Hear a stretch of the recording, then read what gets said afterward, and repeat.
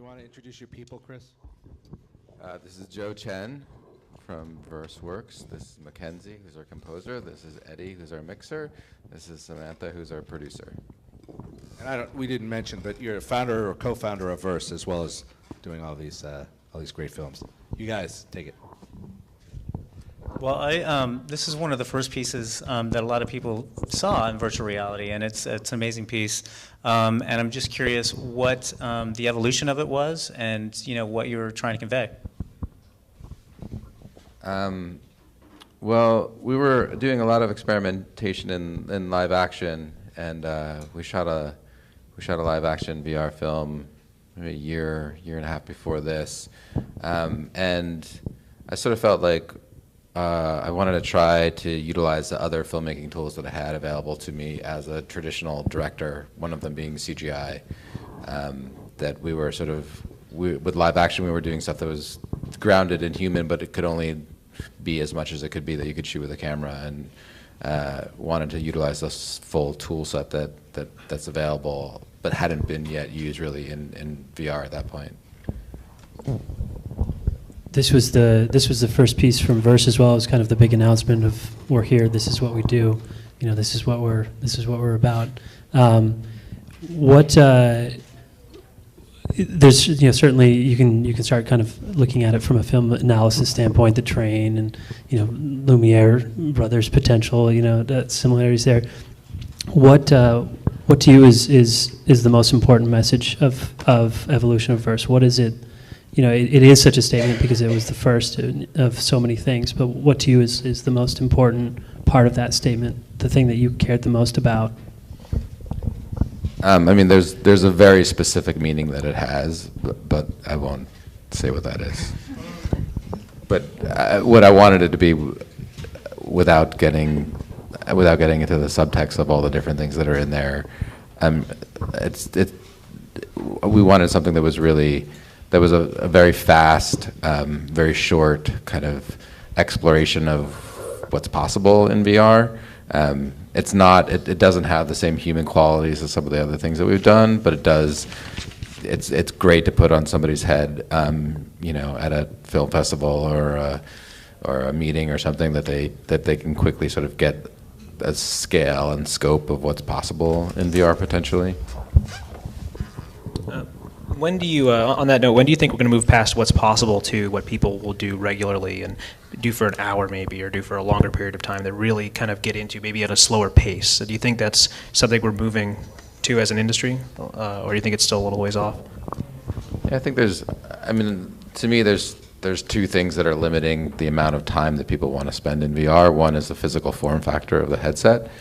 And two is that I don't think we as an industry have created anything that's worth staying in a VR headset for multiple hours at a time for. I'm not sure. I think you're running into both of those ceilings right now, and what's out there. We're as guilty as anyone. I don't think we've made anything that sustains longer than 10 minutes in my opinion.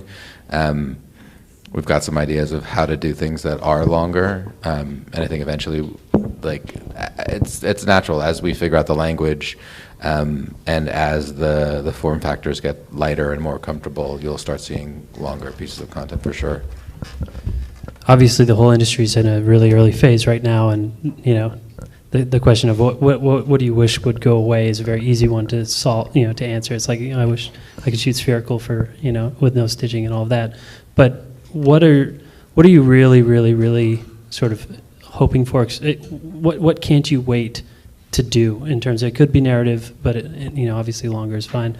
But what is it that you're just kind of like, as soon as we get that's what I'm really hoping for and working towards? I have so many wishes and dreams. I have a very long Christmas list.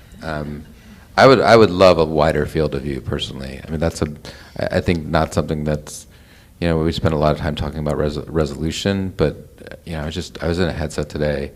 I was looking at it, and it's incredibly affecting. But like, if you spend a lot of time in them, like I do, you really start to realize like how confining it is.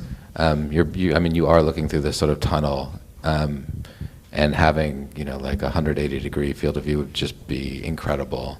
Yeah, I mean, we've got, I think I'm really interested in moving into much more structured narrative filmmaking in VR. I think that's the next step for us.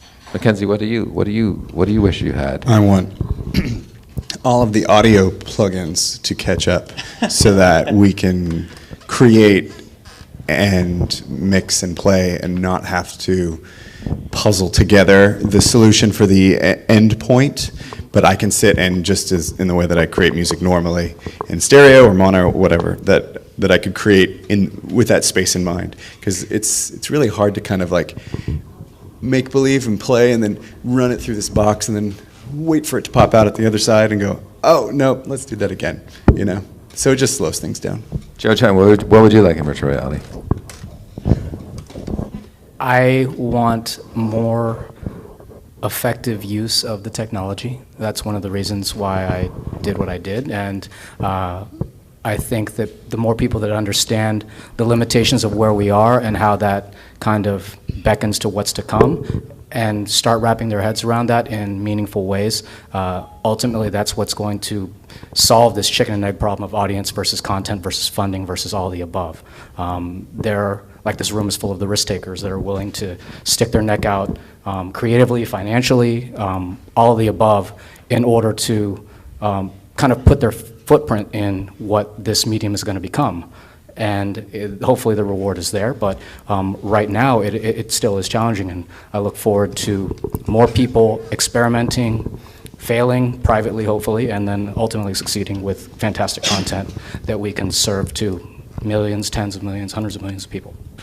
Awesome. I have one last one, but are there any questions for Chris and his team from out there, as long as we're here?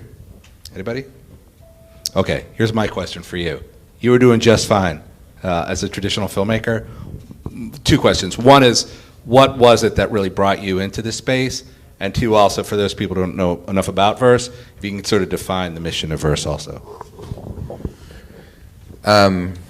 So I had kind of abandoned traditional filmmaking anyway, and I was pushing into trying to figure out other ways to tell stories with new technologies, and which led me on a sort of a trail of deeper and deeper immersion, and first went to the web and then abandoned the web and moved into museum installations where I could build things in rooms that put people inside of stuff, but I couldn't scale those experiences, so then tried to figure out how to scale them, and that was virtual reality, and then tried to start shooting actual live action virtual reality to have those sort of immersive human experiences.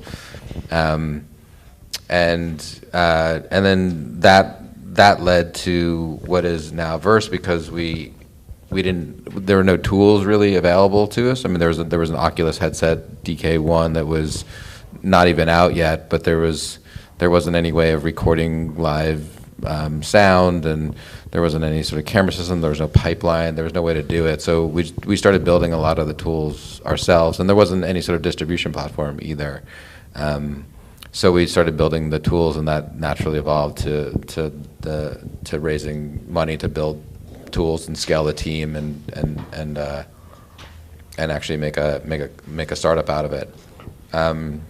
The goal of Verse, I mean, there's Verse, which is the sort of distribution software app. I mean, it lives on the web, it lives in smartphones, it lives in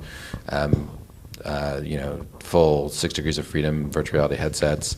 Our goal with that is to not just be involved in, the way I look at it is like, it's a medium that's different than other mediums, whereas the technology at the beginning of cinema or radio or television was sort of there, and it didn't have a language and it didn't have a model of storytelling. The beginning of cinema, there wasn't a feature film. That language had to evolve. But the way that virtual reality is, the way that it's structured, that it's not just a matter of figuring out, okay, how do we tell stories in a linear spherical video sequence with dynamically changing audio. It's the creators have to push the technological medium forward, and the technologists have to support the creators and actually help them think about new ways of doing things. And the two really have to work with each other. The content makers and the developers and the people on the technology side. And that medium will evolve way past where it is now. And unlike cinema, where you could take the original tools of cinema at its inception and tell the story, the kind of stories that we tell now in feature films, you could take a modern day feature film and do it in black and white with subtitles, and you would still get the story and it'd be compelling, and it wins an Academy Award if it's the artist. In 100 years, we won't be able to tell the stories in virtual reality with the tools that we have now, and those tools are going to have to evolve leaps and bounds past where they are now, and it's going to take technology and creative content providers working together to evolve both the language and the format and the medium together. So that's what we do. Awesome. All right, please give these guys a hand. Thank you. Thank you for coming out. Here's your Digital Hollywood Booze Prize.